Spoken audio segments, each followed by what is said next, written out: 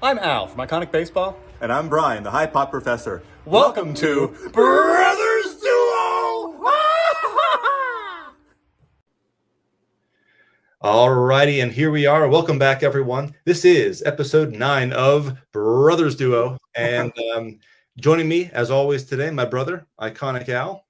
How you doing today, Al? I'm well, Brian. Happy belated birthday. Well, thank you very much. Yeah, it feels fine being 40. I don't know. This has been doesn't feel much different than the 30s, at least not so far. But Yeah, looks good on you. Well, thank you. I appreciate that, as always.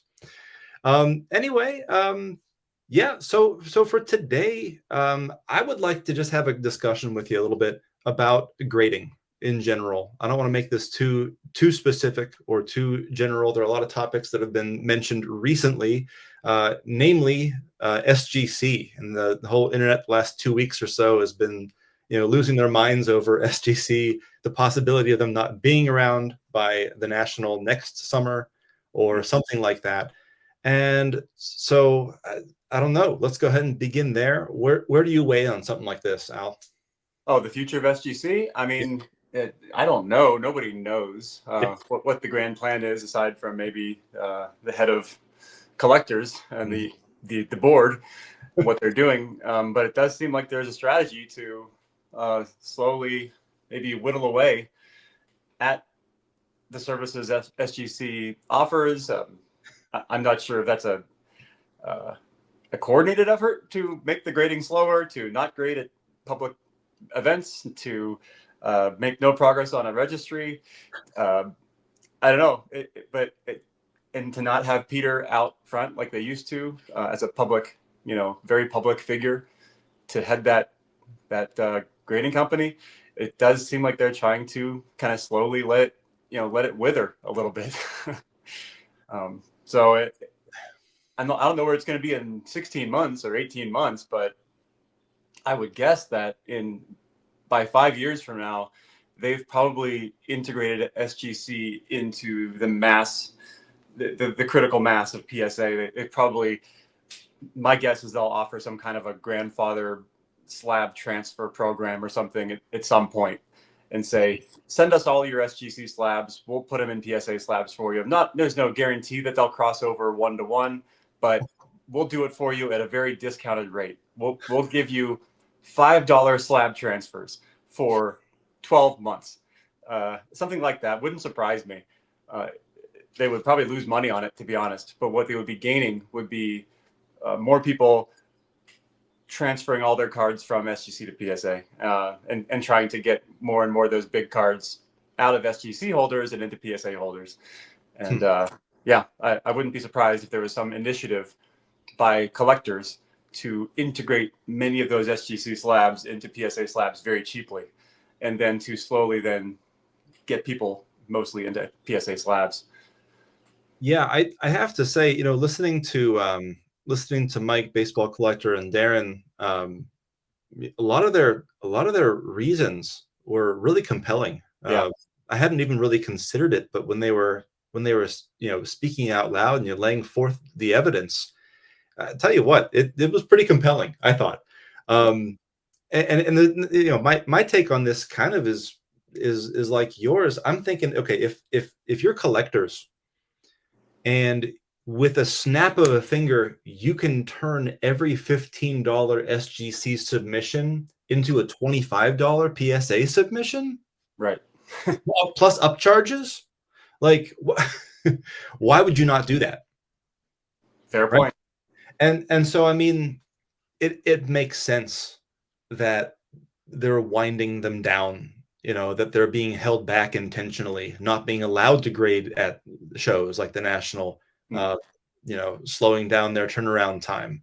The public facing figure is no longer here, right? We don't see Peter anymore. They're not allowing him to do that. So yeah, I think they're just slowly sort of phasing them into their own operation.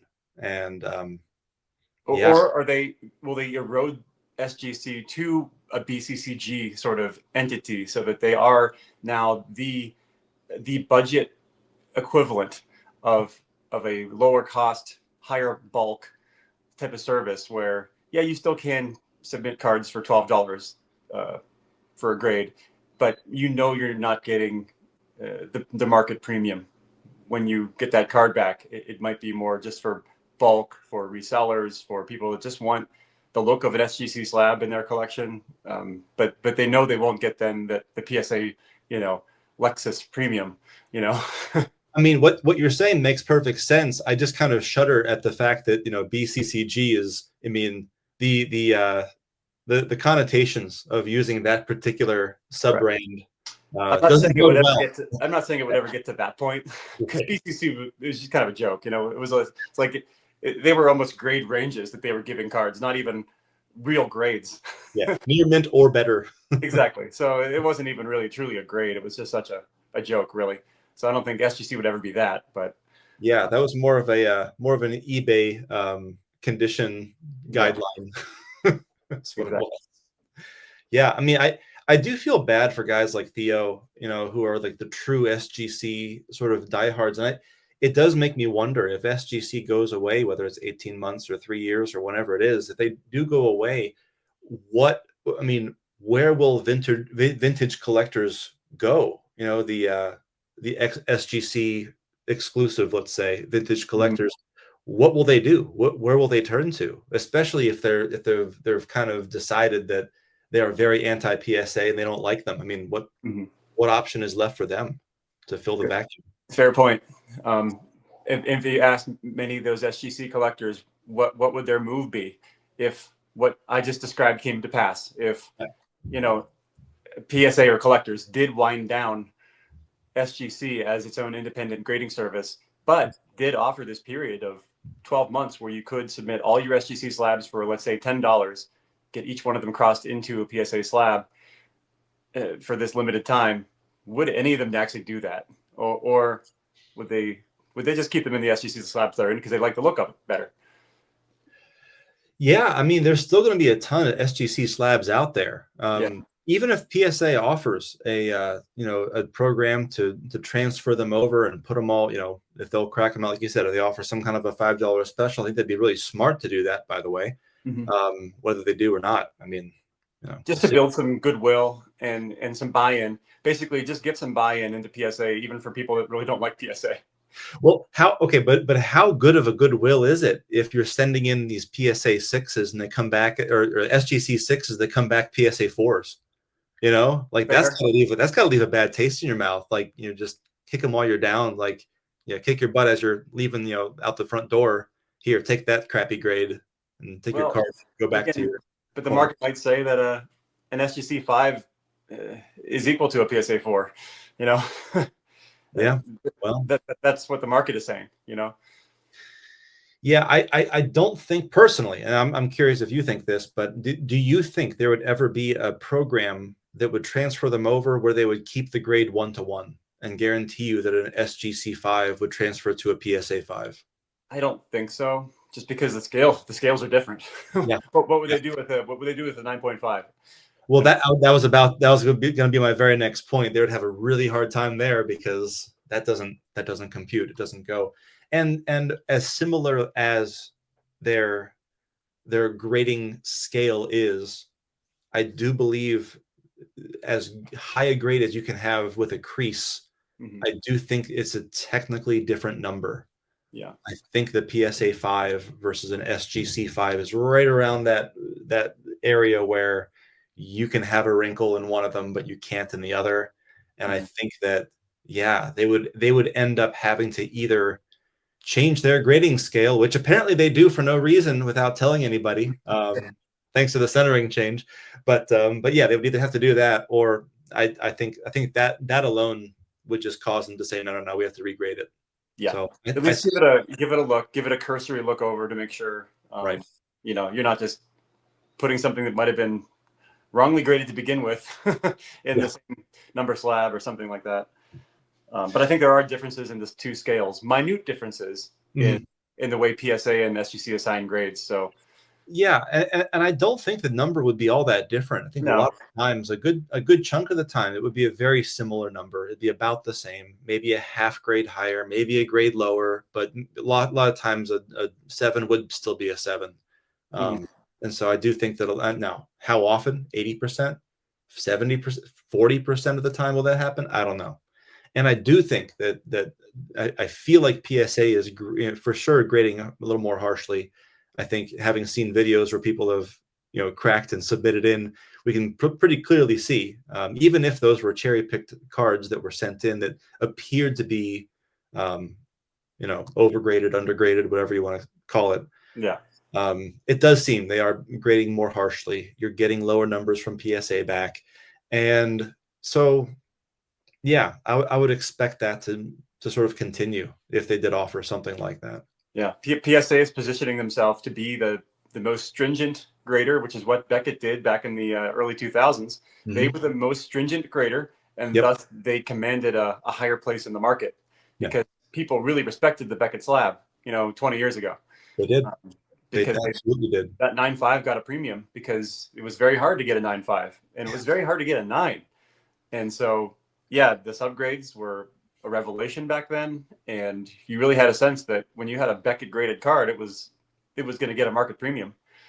And so I think that's what PSA is trying to claw back now, is that they already have it, but they're trying to solidify their place as the market leader, the market premium, and being the toughest grader. That's how you do it. Yeah, I was going to say, thinking back to the vintage collectors who are kind of SGC exclusive, that's kind of the problem with choosing any other grader that's not PSA, is that even if you think that CGC does a great job, let's say, of grading cards, and they probably do. They do a lot of volume. I know they're mostly TCG, but they do. They do grade cards and do a good job. I have a few, CSG slabs. I love them. They're very crystal clear. They're beautiful. They're one of my favorite looking slabs that are out there. But the fact is, the market premium is not there, at least not in the sports card realm. Yeah. Maybe for TG, for TGC, maybe TCG rather, but not for baseball, and certainly not for vintage baseball. It's not done. At least not right now. Not right now. It isn't done. So they might be that low cost option. Where maybe someone who is anti PSA. Had previously graded with SGC, that might be a place where the anti, establishment money goes, for cheaper grading and a simple slab. Yeah. What are your thoughts? We just talked about Beckett. Where do you see Beckett in 5 years? That's a tough thing. I feel like their best play is to get acquired by a bigger company right now. I still love their slab design. I love their product. I think they do a good job. I like their subgrades. Always have liked the fact that you don't have to really wonder why a card got what it did. They'll tell you on the subgrades. People are flipping out about PSA not offering unless you pay for the really expensive services, they won't give you the feedback. But Beckett's been feedback since day one in the form of subgrades. And then the hobby, over the last 15 years, just kind of pushed them to the side and said, "No, we don't like you anymore."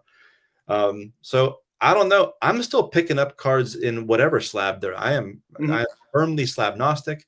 I just picked up a Beckett 9. It was a 97 Flare Hot Gloves Maddox, and with the pointy die cut flame, in the background. And I like this Beckett Mint 9 because it had a corners subgrade of 10. And I just look for that card, that die cut. Yeah, give me that. Give me that one. So yeah, I got a 10 for corners, and it probably has 10 corners. It probably has 10 corners. Yep, it probably does. Had like 8.5 edges. So what? I think it had a 10 centering and like a 9.5 surface. So it's like, yeah, give me that card all day long. Let's go. Yep. But I agree with you. I think obviously none of us knows anything about this, but it just seems like the Beckett name is still very valuable in the hobby. It's still very respected. I think the name won't die. I think it will continue to live on, and we know Fanatics wants to get in the grading game. And I think people would be immediately skeptical if Fanatics started their own grading company, started grading their own cards, started putting their own slabs in packs, and started doing things like that. Like, it's just immediately it looks bad. But if they were to go out and acquire a Beckett, an independent grader that's been around for 20 plus years, that would give them a little bit more credibility to start with. and a respected name that they could pump money into and restore some of its credibility. I would imagine that they would rebrand the BVG portion of Beckett, maybe make their slabs that maybe that black background or something, and try to restore some of that BVG mojo, because really Beckett has never been relevant in the vintage grading world, and I feel like they could claw back some of that, especially if SGC goes away. So No kidding. you might have a cash infused Fanatics owned Beckett that is now kind of able to rebrand some and get back into the vintage game. I wouldn't be surprised. It might take 5 or 10 more years for all this to play out, but wouldn't be surprised if Beckett was more of a prominent grading company than SGC in 5 to 10 years. That wouldn't surprise me either. And I'm going to borrow something that that actually you said a while back, because I think it's such a compelling idea. Is that not only could Fanatics acquire a struggling company like Beckett that has just seen month over month and year over year sort of declines, this little waning away of what was once a great hobby staple. But just the way, as we've seen PSA, now teaming up with GameStop and having all these different ways you can submit to all these various a network of brick and mortar, group submitters nationwide. Yep. Can you imagine if you could go to any local mall, any lid store that has Fanatics gear there, and submit BGS grading orders right there in person in the store? Like they could be innovating and doing things like that.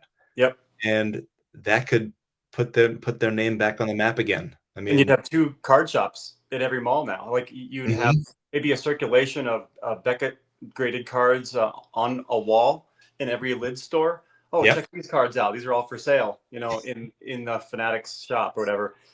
And the same thing in a GameStop. You could have one wall in every GameStop dedicated to graded cards that were currently for sale. Sure. And so they'd be showrooms for sports cards at every mall. And you'd have basically competition between your Fanatics owned Beckett and your, collectors owned GameStop PSA relationship. Yeah. And TCG would be there too. Sure. Yeah. Because that's not going away. That's only growing. Oh, there's more of those graded now than sports cards. Forget baseball, all of sports combined, they're grading more TCG at the moment. So that's the really, that's the huge X factor, is how big will this wave, ride? How much, deeper will people continue to go into Pokemon? And again, not knowing any print runs for any of this stuff, I understand it's a global market. I understand it's huge all over the place. So it's not just a US market. But at the end of the day, there's something nice knowing that there's only, 100 made of this one card or whatever. Yeah. And none of that happens with Pokemon. So it's really tough to know. It can be a tough pull, but when you have print runs like we had in the late 80s, early 90s, I don't know. It's good while it lasts, but eventually everyone gets the cards they're looking for, and there's enough of them to go around. Yeah, I think we're reaching saturation here at some point, but we'll see. At some point, we'll see. I don't know. Maybe it'll take another 5-10 years to get there. Who the heck knows? But there is that.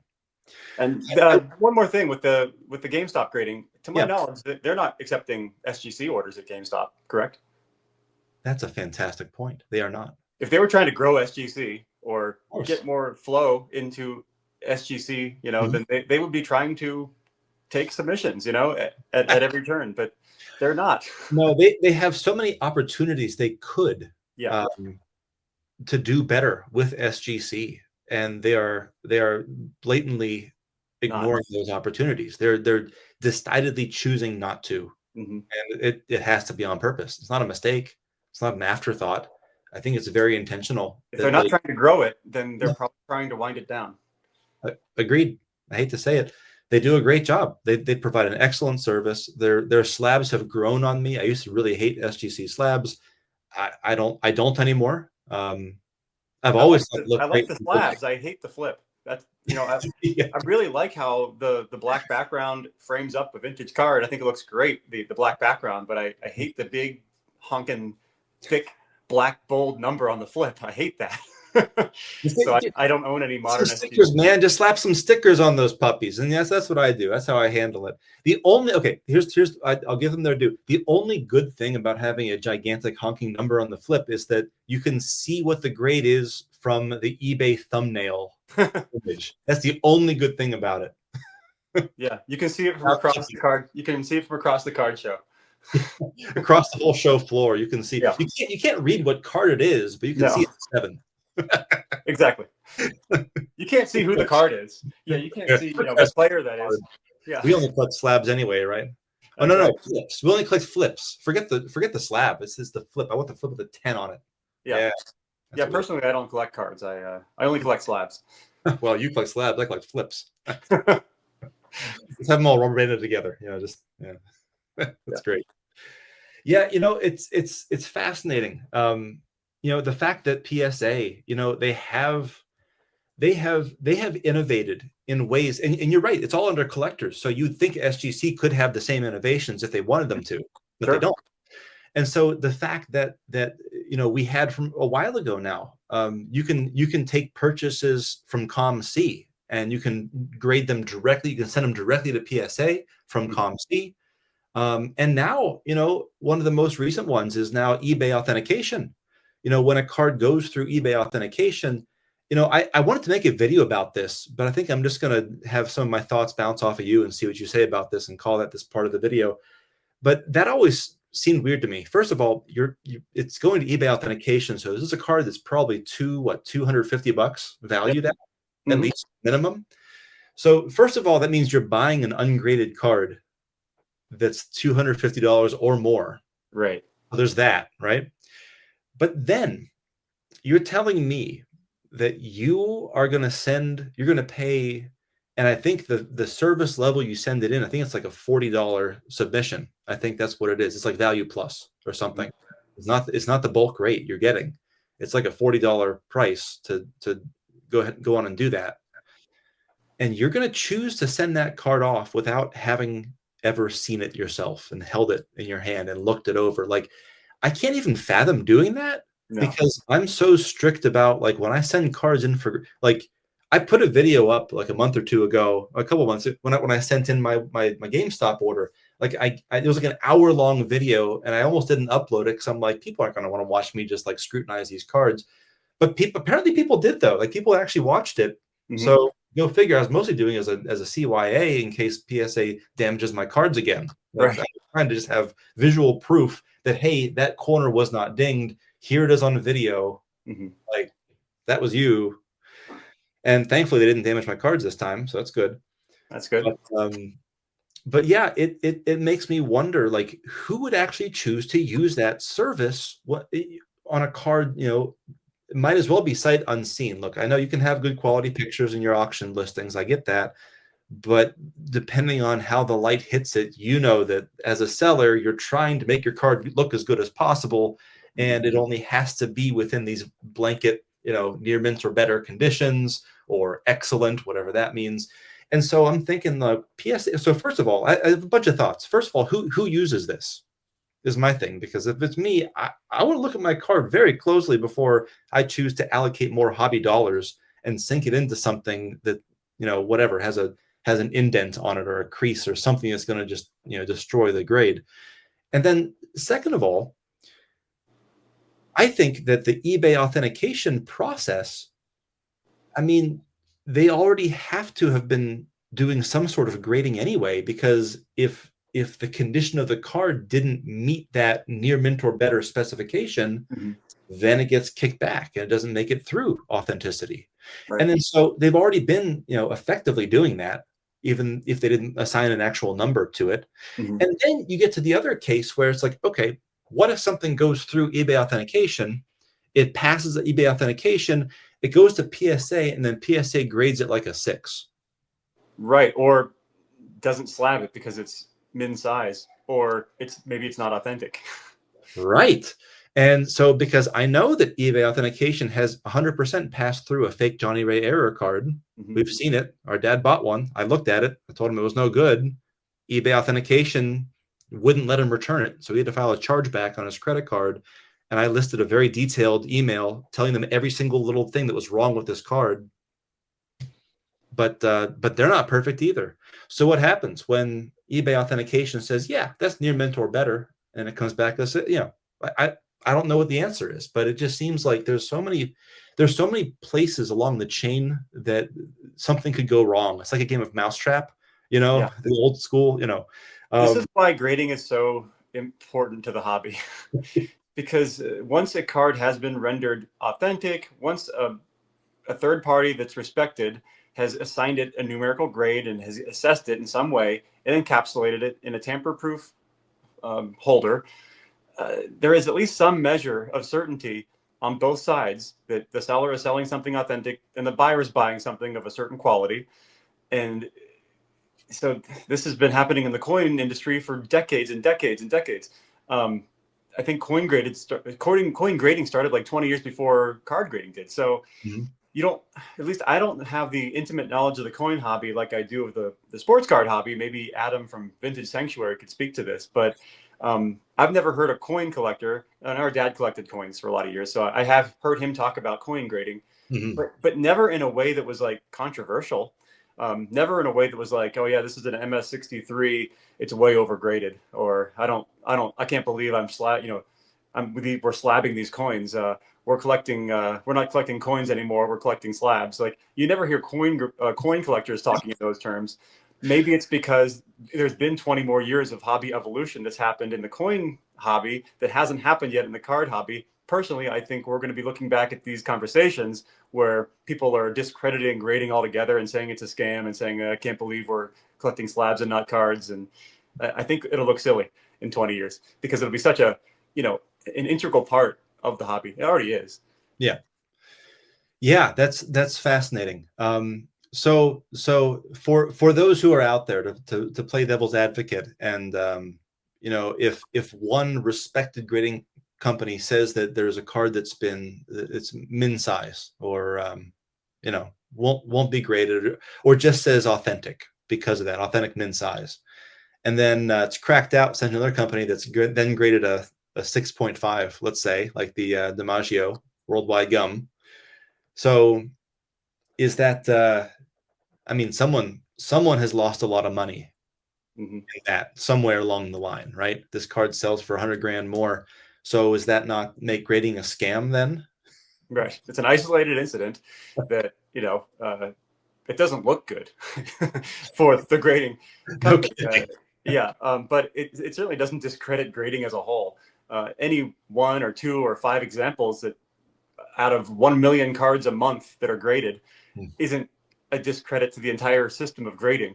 So yeah, it's a little pet peeve of mine.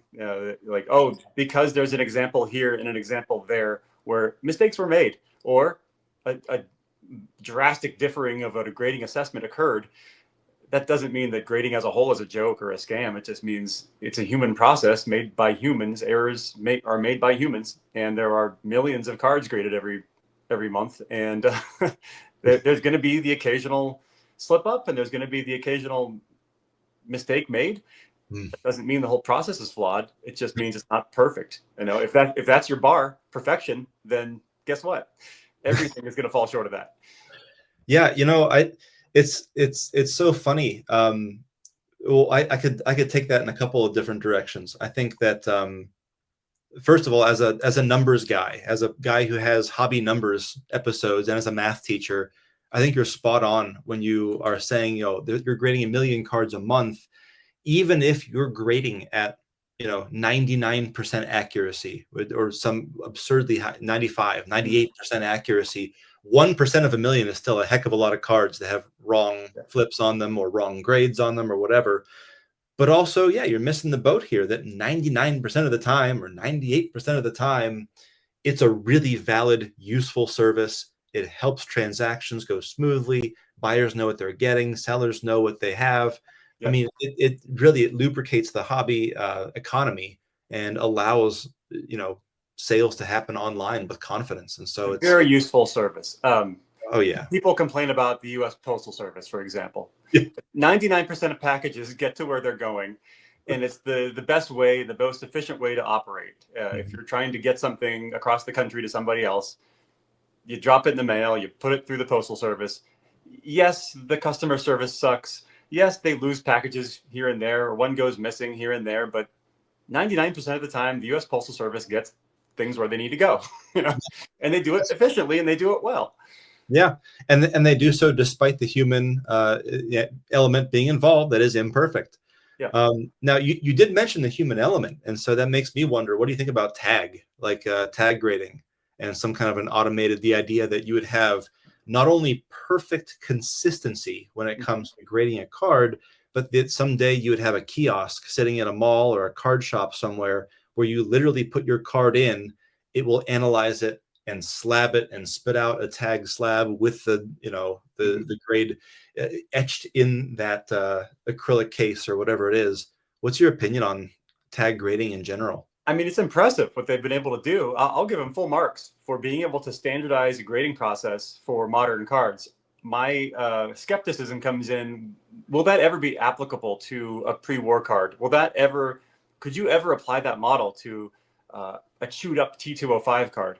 That, you know, there's very subtle nuances about vintage cards that are very different from set to set, and how you assess a certain set is very different once you get to the pre-war space because of how they were distributed, or maybe they're very thin cards that they tended to have certain properties to them, or a hand cut card. How do you standardize that? So for me, I never want the human element to leave grading. For me personally, like I want a human to have assessed my card, used their eyeballs, looked at it. If it's a significant card like a T207 Walter Johnson, I would hope that a couple of people looked at it and turned it over and smelled it and made sure it was the right size, and then, you know, rendered an opinion based on the overall eye appeal as well as the technical characteristics of a card. So, you know, I want that human involved because they can hold it, you know, look at it closely and then hold it back and say, yeah, that's a 3. That's a 3 because of how it presents. So I have two things I want to mention about that. So thing number one is that I can respect the human element being there. I think to go to a different angle, I am of the opinion, I'm curious what you think about this. I'm of the opinion that in baseball, balls and strikes should be called by AI. I think that having incorrect balls and strike calls, I don't know if we want the human element involved there. I think that anything less than perfection can drastically change the outcome of a game. I think we want to see good games. I think we want to see good calls. Nobody likes, even if you win, you don't like winning because the umpire gave bad calls. You want to win because you saw a good game, a fairly played game. And so, you know, I think that's kind of the difference. Whereas I think in card grading, I think people say that they want consistent grades. And yes, it's good to know sort of what you're going to expect when you go in there. But I don't think that people want consistent grades as much as they want favorable grades. Well, So everyone wants, I sure. think that people want that. I think people want the human element there because they want to be able to hit the jackpot. They want to be able to have, they want to be able to get tens, you know, and if there's some kind of a computer out there that's going to so thoroughly analyze and take every single little tiny flaw and magnify it and point it out to you with a very detailed and impressive report card, I don't think that's what people actually want. They say they want it, they think they want it, but I don't think that's what they truly want. Yeah, we'll find out. The market will decide. If that were the case, you know, if people really wanted the best card in the best condition, then they'd be buying tag 10s. They'd be buying tag 9s, 9.5s, and those would get a premium over PSA 9s. So, you know, we'll see in 10 years, if tag 10s are outselling PSA 10s, then the market has spoken. Then people really care about having the best card in the best grade. But we'll see. Yeah, that we will. I have another question for you. And again, this is something that I hear a lot of grading detractors sort of, you know, prop up to sort of criticize grading in general or dismiss grading as a scam. Just curious your reaction to this. So what do you feel about 18-year-old, 19-year-old kids who have maybe no experience grading cards at PSA, being hired on as graders? Do you think that's a problem, or do you think that that's okay? Just what do you feel about that? Yeah, I have no issues with it. I think you have to start somewhere. If they're trying to grow their workforce, then obviously you have to get people in the door. And then you train those people and you make them experts. You make them experts in grading after showing them cards. You're not going to throw a 19-year-old entry-level grader on their own grading pre-war cards alone to make the sole decision to grade this, Hannes Wagner. Like, no, that's not how it works. I'm relatively certain that's not how it works. Like, I'm pretty sure that if they're hiring an entry level person at $19 an hour, it's to allow them to gain that experience through repetition and knowledge and seeing more and more cards and learning about a particular niche and being able to effectively grade in that niche with probably a team of knowledgeable people alongside them that's telling them along the way, okay, this is how we look at this card, and this is what you want to do to assess authenticity, and here's how you want to assess the corners and the edges, and then we go through here, then we do this. So it's an instructive process. So it's not like they're hiring people off the street and saying, all right, go in that booth and grade that stack of cards, do the best you can. All right, go. It's not how it works. Their entire process would be messed up if they did that. They know that their credibility would be zero if they started doing that. So no, just because they happen to be hiring entry-level positions doesn't mean that those people are making pivotal decisions about huge cards. Yeah, Just the opposite. I think you're right. It's interesting to think about, but really when you think about it, grading a card just on condition is not that complicated. Mm-hmm. Like, you could train someone, and if that's all you're doing, if that's your primary like job function is to grade a card, even if you don't have collecting experience, you can look at a rectangular piece of cardboard and see if it has a bend in it. You can see if the corner is white on it. You can see if the edges are roughly cut, or if there's a ding in it, or there's a scratch on the surface. Like, you can find this stuff, and all it takes is a couple examples to see repetitions. Okay, well, this kind of a scratch means now that this grade is going to be knocked down to a 6 or a 7 or whatever it might be. And with the amount of grading they do, they're going to get those repetitions really darn quick. So I think dipping their feet in the shallow end with some ultra modern that generally will be high-ish grades.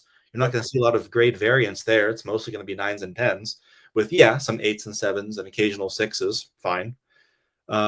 But you're right. When it comes to the vintage stuff, that takes more experienced people to know the cards, to know the sets, to know how big they should be, to know what kind of gloss you should expect to see, or what kind of paper stock you should expect for whatever, a Tharp's ice cream card.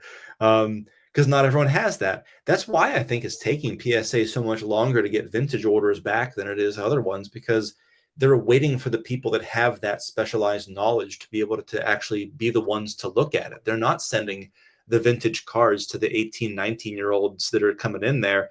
The ones that require the high degree of specified knowledge, the right people are looking at those cards. It just takes them a longer time to get through them because there aren't as many of those specialized people out there.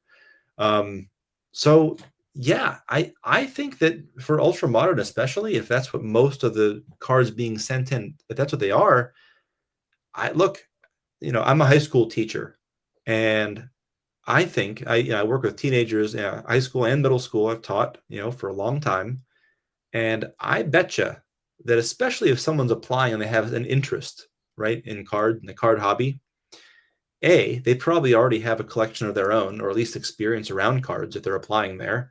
And B, they're already probably used to looking at condition for their own collection. And so getting them sort of onto that PSA grading scale probably wouldn't take that long. Yeah, I would guess that the process of grading an ultra modern card at PSA is pretty simple. They're already using Genamint technology, so they're already analyzing everything under high resolution magnification, probably already being done automatically. They probably just take the card, put it on a bed. It's scanned front and back. There's probably 3-dimensional imaging done. to determine the state of the corners, to determine the state of the surface, the state of the edges. And then it's probably already assisting in the grader, basically saying, okay, there's an imperfect corner here. That's a 1 grade deduction likely. And then all the grader is probably having to do is pick up that card and say like, yep. And then, you know, and then agree with the AI assessment probably at that point. It's already been deemed to be the right size. It's already been deemed to be of a certain quality. They just have to look it over with their eyeballs and say, yeah, that sounds about right. And then it goes into slabbing.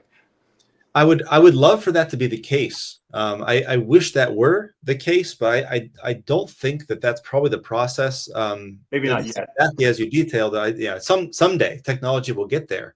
But Brent Richards, I don't know if you ever watch his channel, but it's fantastic. He's got a lot of great 90s stuff.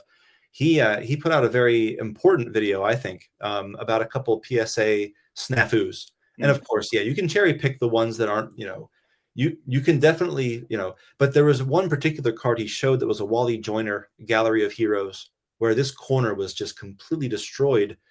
But when viewed dead on under a loop and a light, all the damage disappeared. And so it was a fascinating, because the question is, you put it in the light and how could anyone call this card mint 9 when it's got this awful corner? But under the kind of conditions that they are likely viewing the card in, it looked like a perfect corner from that angle, viewed that way, which I thought was just fascinating. But it did more than just sort of complain about inconsistencies in PSA and other graders, but it for me was important because it illustrated the why and the how that can come about, which I think is great. And it would be great for companies like PSA to sit up and take note of this. Is like, look, here's an issue. You have the ability to fix this. If this is an issue, this is putting it on the radar, and they can now maybe take steps to correct that and prevent issues like that from slipping through in the future. And that was a graded 10? It was graded a 9. It was graded mint 9, but this corner, this is not a mint card. That's nowhere close. I mean, that's why you still need the eyeballs, Right. Yes. But if all you're doing is you got a stack of cards, you're putting it on this thing with the loop, and all you're doing is tracing around the outer edge of the card to see about the edges and the corners at this, 5x, 10x magnification, whatever you're doing. If it's just at that dead on angle, even very well lit, you're not going to see that. Which means you still have to look at it and make sure, is that truly a 9? Even after scanning it, even after seeing all the microscopic imperfections, it still has to pass the eye test. Right. Even if it's a quick once over. Right. And maybe it's just that one grader. Even maybe most of them are doing that. And this one, that one day or that one, So who knows? Yeah. Again, it's a human process. It is a human process. Yes. So I know that this is interesting. You've just recently finished basically all the grading that you're going to do for your primary bulk of your PC. Yeah. And you just finished. You had a PSA order, and you had a Beckett not that long ago come back. And so I think I know your answer to this, and I'm just kind of curious to sort of again play devil's advocate and discuss it. For PC cards, do you find it better? And clearly you've already gotten them graded, but there's a bit of a debate about whether to grade cards immediately, or do you wait until right before you're going to sell to grade? And I think a compelling case can be made either way. I'll get you to react to that. I mean, I'll use the same analogy as I used in my last video. If you're going to renovate your home, I mean, I guess if in a best case scenario, you would wait till you're about to sell the home, get the most, I guess the newest upgrades to your kitchen. You'd have all the newest styles of your countertops, like the way people want their countertops now. You'd have, the open concept living space, and it would be just what the buyers are looking for at this very moment. And you'd have all of the updates and the upgrades exactly the way people want them right now. But then there's a case to be made for, beautifying your home for your own enjoyment, and hopefully get the beautifications and the renovations done in a way that you like, that you can enjoy in a cost-effective way. and hopefully they age well.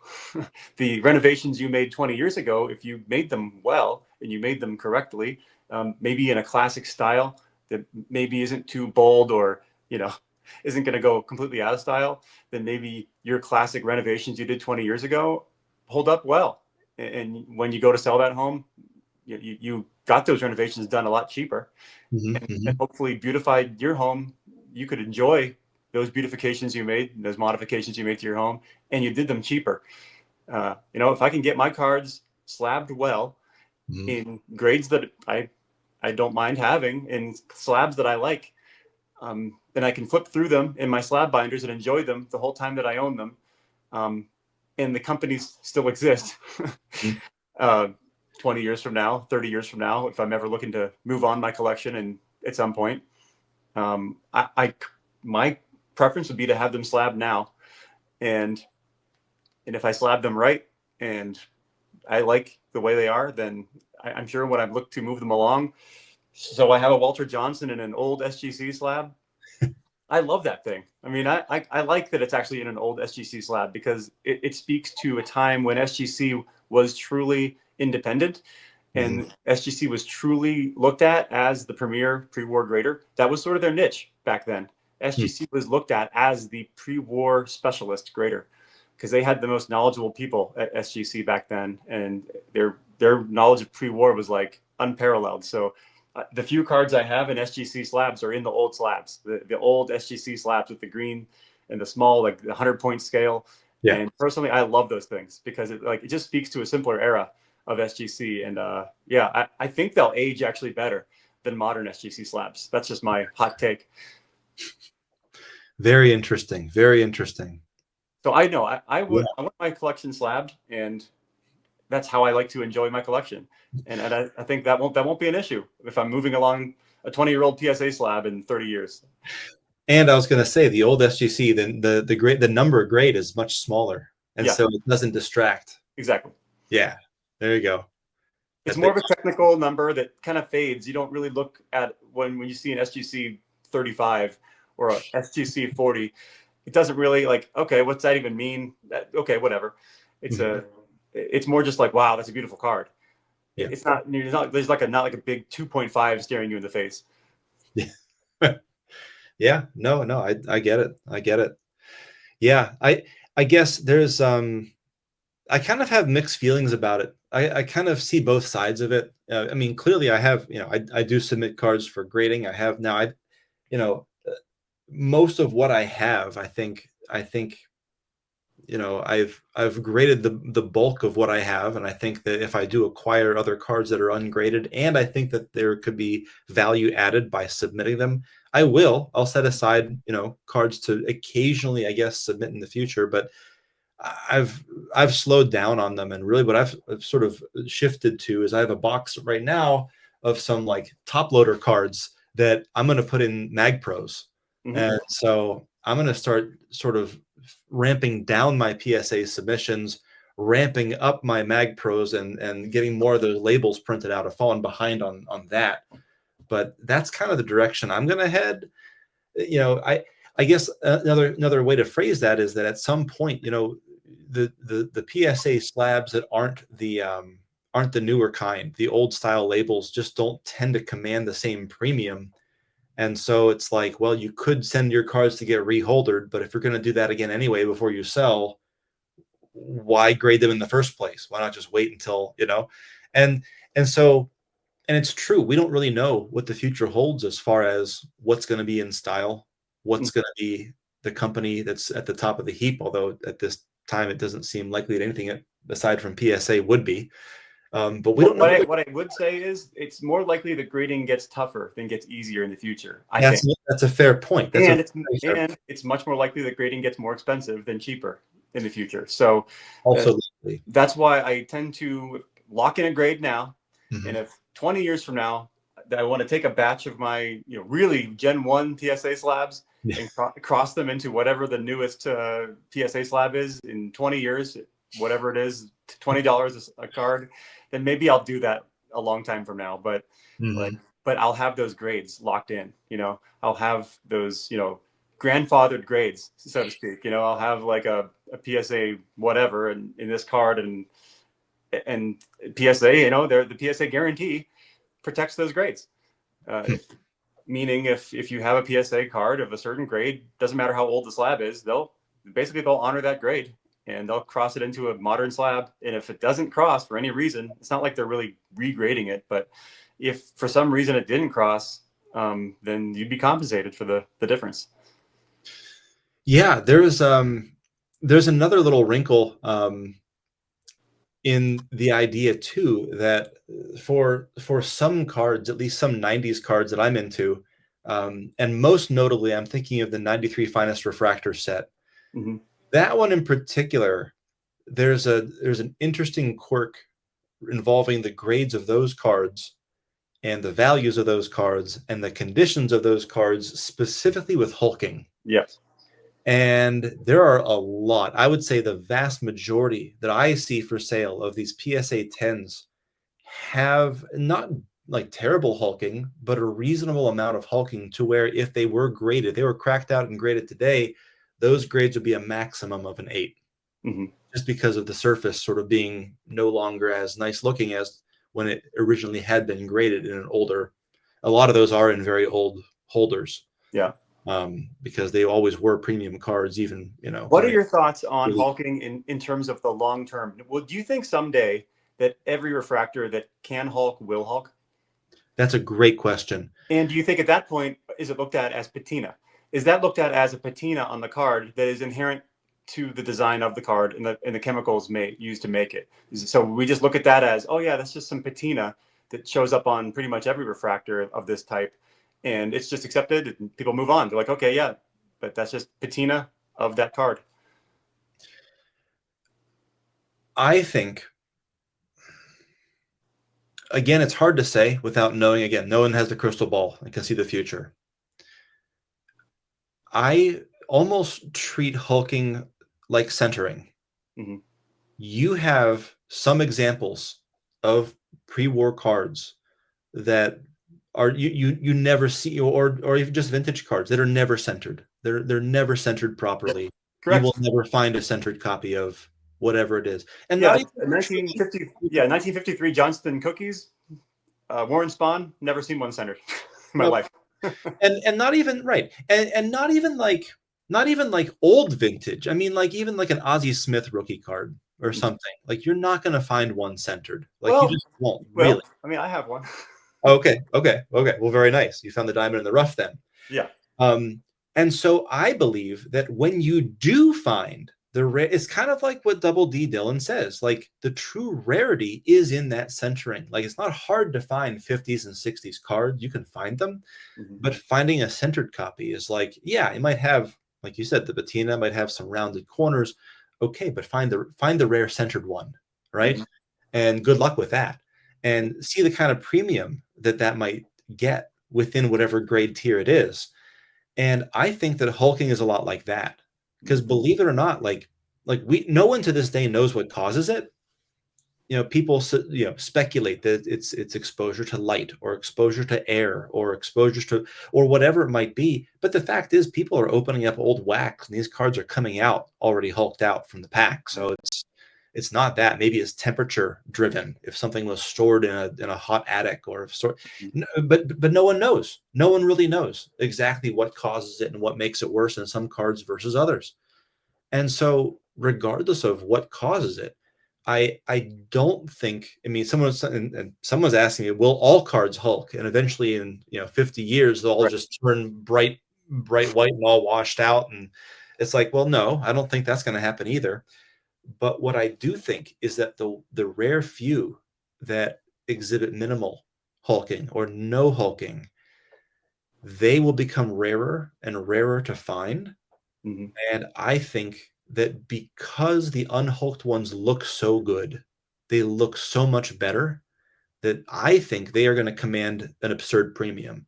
I think that is going to be a premium that we are going to be able to see that might actually make sense versus the PSA 9 versus 10 premium that we see versus, you just don't see a big condition difference that causes that. But I think with hulking, you do.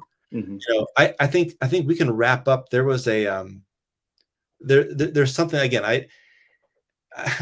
We've been talking about grading this whole entire time, and one of the phenomenons, the anomalies that I encounter, and it perpetually every day I'm scratching my head, not understanding the ridiculous difference. I'm just going to read this statement here, and I'm just going to read this. I have it written down, and just see what you think. So grading takes extremely small differences in card conditions and creates extremely large differences in value. And I think that minute distinction between a Mint 9 and a Gem Mint 10, particularly with PSA, but really could be with any grader,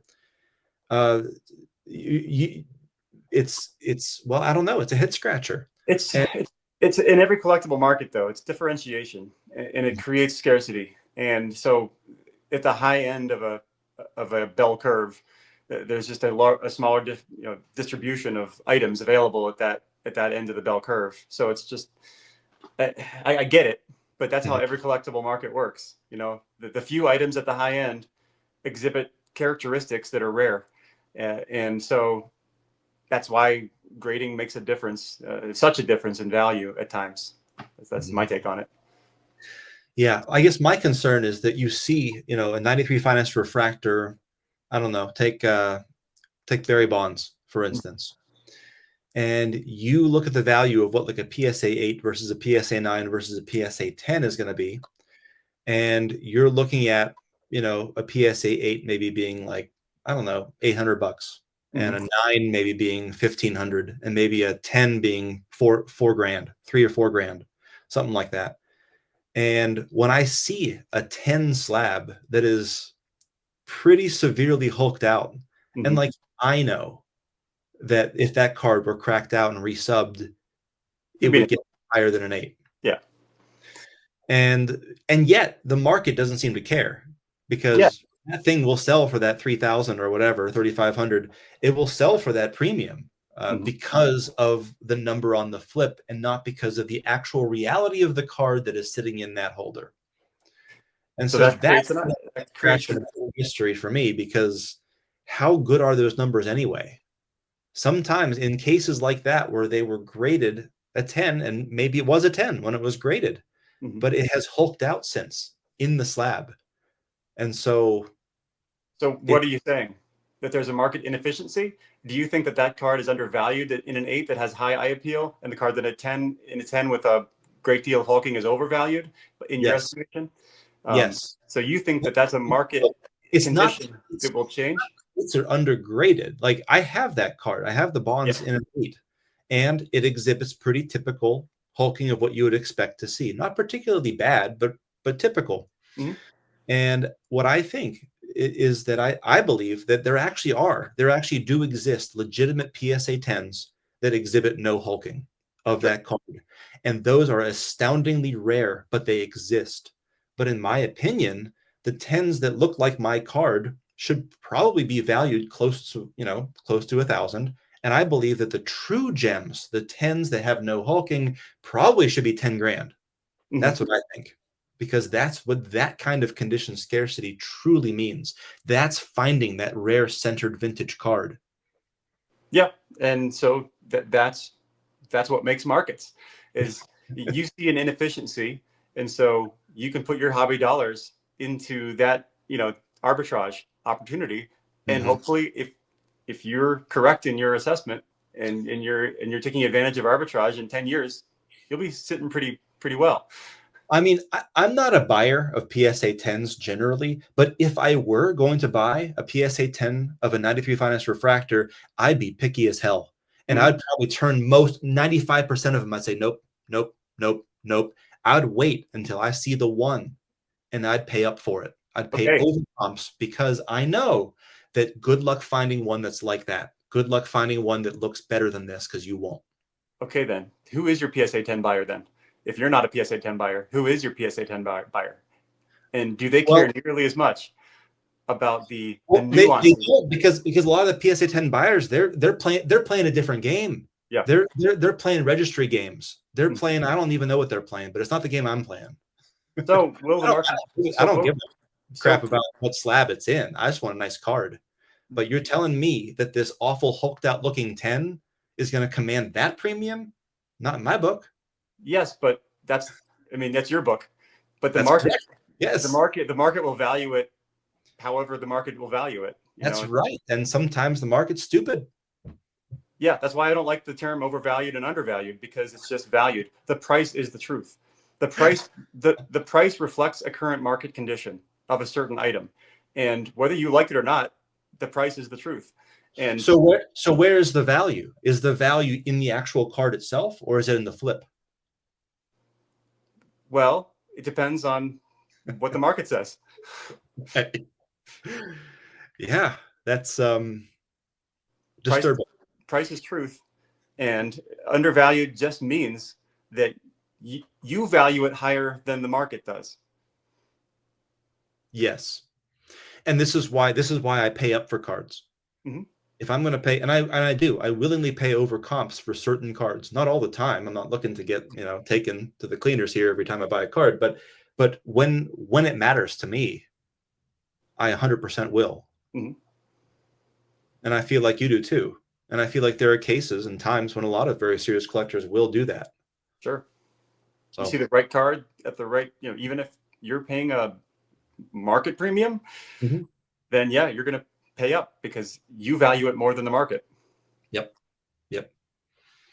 Anyway, fascinating discussion.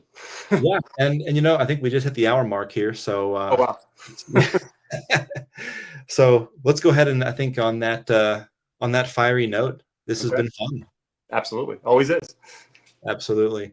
All right. Well, thank you for joining us, and we will see you all in the next one. Oh, wait, one more thing. One more thing. If there are any coin collectors that watch this channel, like I'm legitimately curious about your experience as a coin collector. What is the tenor of the grading discussion in the coin hobby? Is there people whining about how people don't collect coins anymore, they collect slabs? Is there any controversy about grading in the coin world? Do people, is there a lot of discussion and debate about the state of grading in the coin world? Or is it just kind of a accepted part of the hobby that's just whatever, it is what it is? MS63 is an MS63 is an MS63, and whatever, it is what it is. I'm legitimately curious. So sorry, Brian. No, that's fine. There probably are undergraded and overgraded coins. Why wouldn't there be, right? It's a human looking at them. So that's a great question. So yes, coin collectors, please share your comments down below. We want to hear about it because we're curious. Yeah. All right. Very cool. And on that note, we will sign off. Thanks for watching and have a great day. Peace out. Yep.